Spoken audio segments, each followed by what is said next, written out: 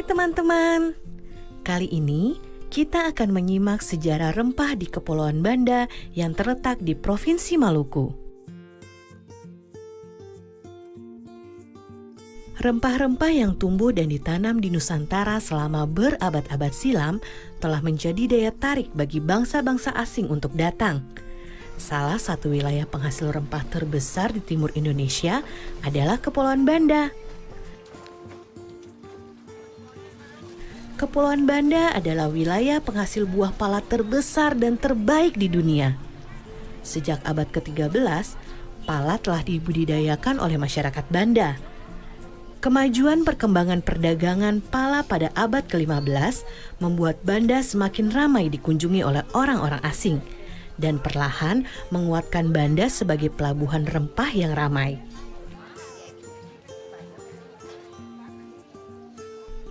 Sudah sejak lama, pala dimanfaatkan untuk berbagai kebutuhan hidup manusia. Pada abad ke-9, di Mesir dan India, pala digunakan sebagai pengawet jasad.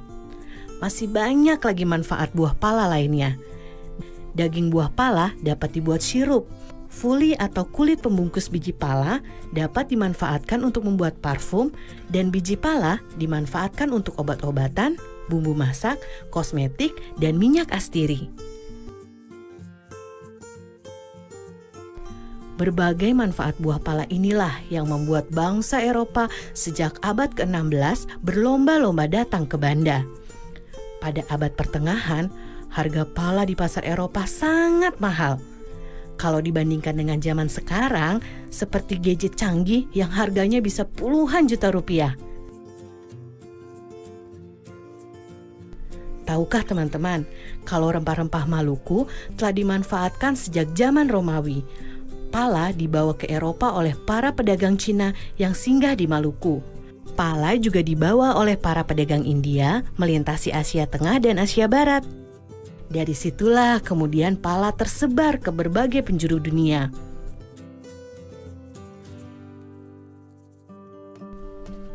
Selama puluhan tahun, bangsa Eropa berlayar mengelilingi dunia mencari sumber rempah-rempah. Bangsa Portugis menjadi yang pertama kali mendarat di Banda pada tahun 1512. Kedatangan bangsa Portugis kemudian disusul oleh kedatangan bangsa Belanda pada tahun 1599. Inggris pun tak mau kalah. Mereka menyusul Belanda datang ke Banda pada tahun 1601.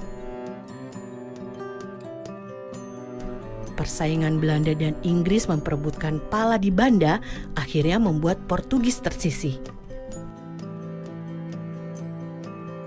Melalui Serikat Dagang VOC, Belanda menjalankan taktik yang kejam untuk menguasai perdagangan pala. Belanda bahkan tak segan menggunakan berbagai cara, termasuk menyingkirkan para pemimpin desa atau yang dikenal dengan orang kaya. Kedatangan bangsa Eropa yang ingin menguasai perdagangan pala membuat masyarakat Banda menderita. Kejayaan pala sebagai rempah-rempah yang dicari oleh masyarakat dunia justru membuat masyarakat Banda perlahan terpinggirkan. Pada abad ke-19, setelah Inggris berhasil merebut Pulau Run dari tangan Belanda, Inggris kemudian membawa pohon pala keluar dari Banda dan mulai menanamnya di Sumatera dan Malaysia. Sejak saat itu, monopoli perdagangan pala dunia yang dikuasai oleh VOC pun runtuh. Nah teman-teman, kini pala dapat kita peroleh dengan mudah di seluruh Indonesia. Ibu dan nenek kita sering memakai bubuk pala sebagai bumbu dapur. Kita juga bisa menikmati berbagai olahannya, seperti manisan, sirup, dan minyak gosok. Ternyata di balik bentuk pala yang mungil tersimpan sejarah yang luar biasa ya. Sampai jumpa di cerita seru sejarah Indonesia lainnya.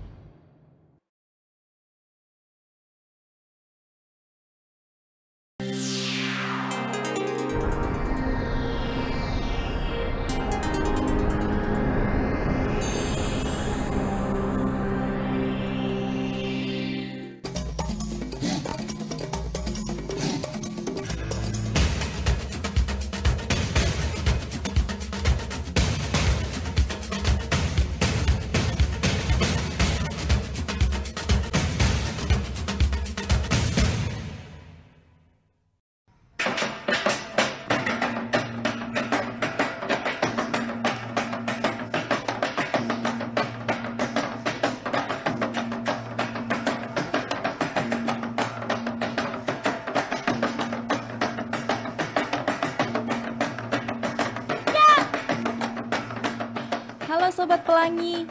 Berjumpa kembali dalam program kesayangan kita, Pelangi Nusantara.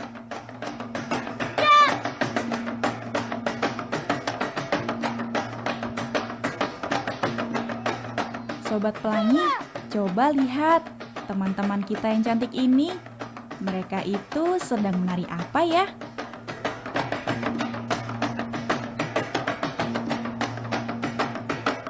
Oh, tari soya-soya.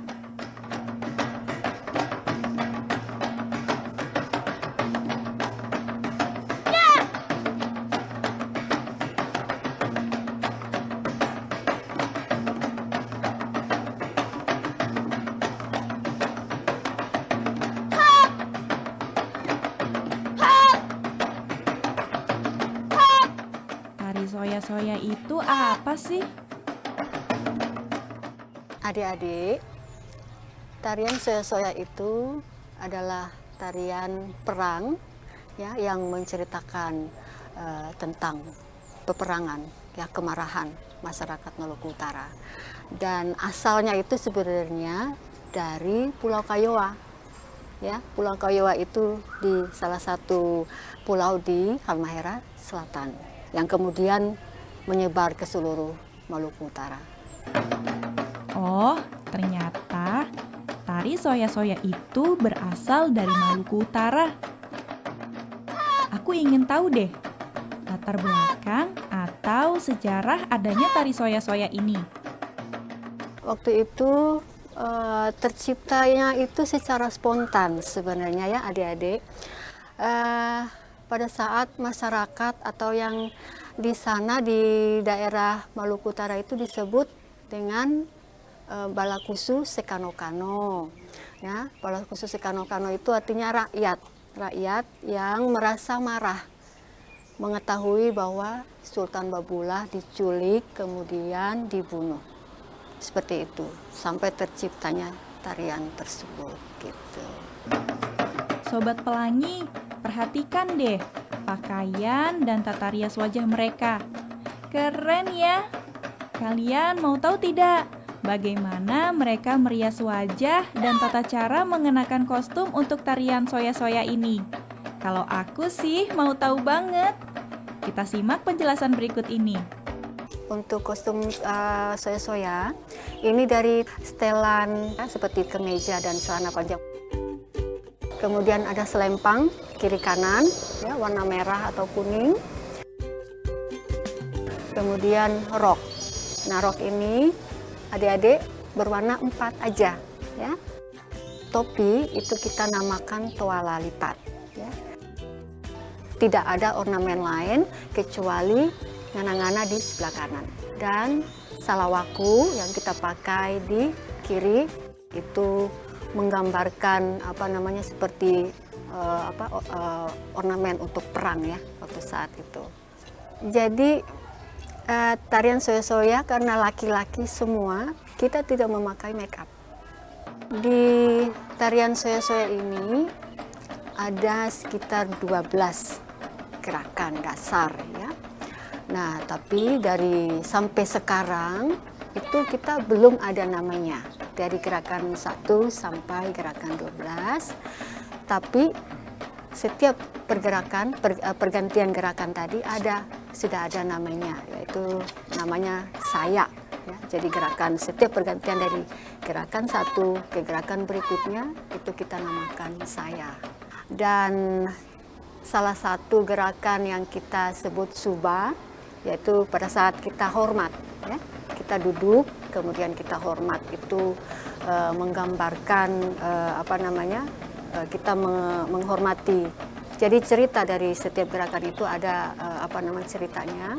Salah satunya itu kita suba, itu menggambarkan kita suba atau hormat atas jenazah yang sudah ditemukan tadi, jenazah dari Sultan Babullah tadi. Itu. Jadi kostum adik-adik yang digunakan untuk penari soya-soya ini sangat unik ya. Kita adaptasi dari bangsa kolonial dulu rupanya ya. Jadi ada atasan setelan putih-putih dasarnya dan memakai rok. Jadi penarinya semua laki-laki, tetapi kostumnya ada memakai rok ya.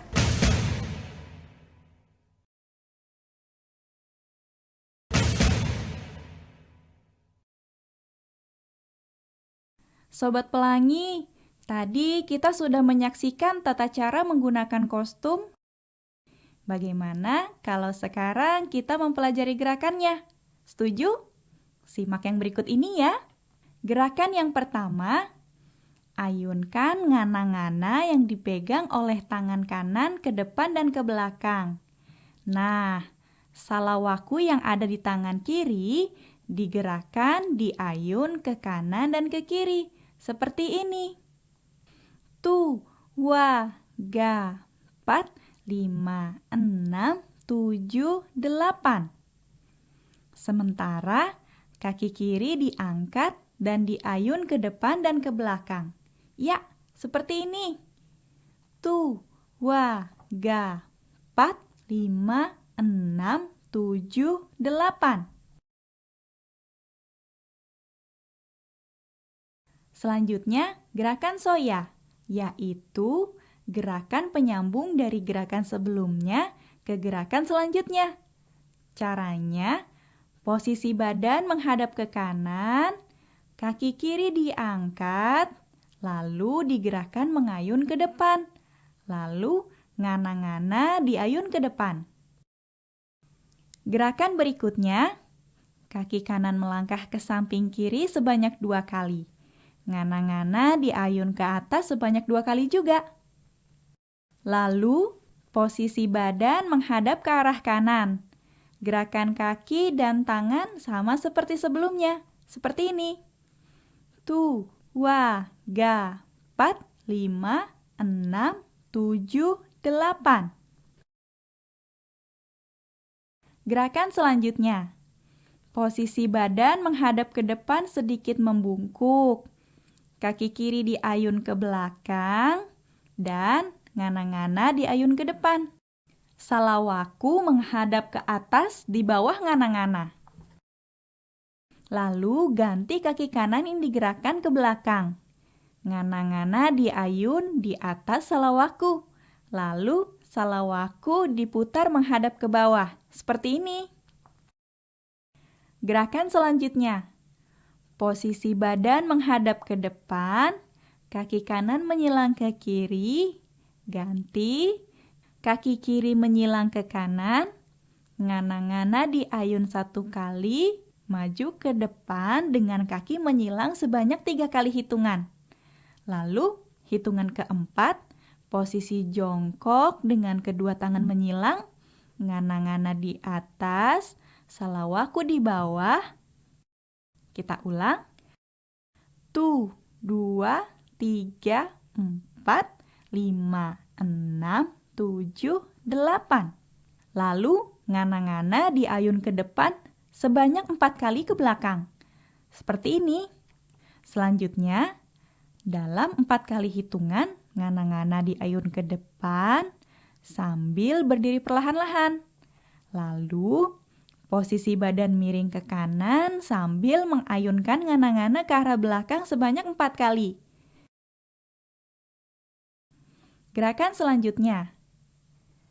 Kaki kiri meloncat kecil ke depan, diikuti kaki kanan sambil mengayunkan ngana-ngana. Lalu, loncat kecil ke belakang sebanyak 3 kali. Ngana-ngana dan salawaku diayun ke arah pinggang. Seperti ini. Tu, wa, ga. Tu, wa, ga. Gerakan selanjutnya. Sama dengan gerakan sebelumnya. Setiap hentakan, kedua tangan diayun ke atas dan mempertemukan antara ujung ngana-ngana dan salawaku. Seperti ini ya. Tu, wa, ga. 4, 5, 6, 7, 8. Tu, wa, ga. 4, 5, 6, 7, 8. Gerakan selanjutnya, ayunkan kaki kanan dan kiri secara bergantian ke arah samping. Ngana-ngana dan salawaku berada di pinggang, seperti ini. tu, wa, ga, pat, tu, wa, ga, pat. Gerakan selanjutnya, lari-lari kecil ke depan sebanyak 2 langkah diakhiri dengan kedua tangan mempertemukan ujung ngana-ngana dan salawaku. Lalu berputar ke belakang setengah lingkaran sambil mengayunkan ngana-ngana sebanyak 3 kali hitungan. Hitungan keempat, badan menghadap ke depan sambil terus meloncat, maju, mundur sebanyak 4 kali hitungan. Seperti ini. Tu, wa, ga, pat, 5, 6, 7, 8. Tu, wa, ga, pat, 5, 6, 7, 8.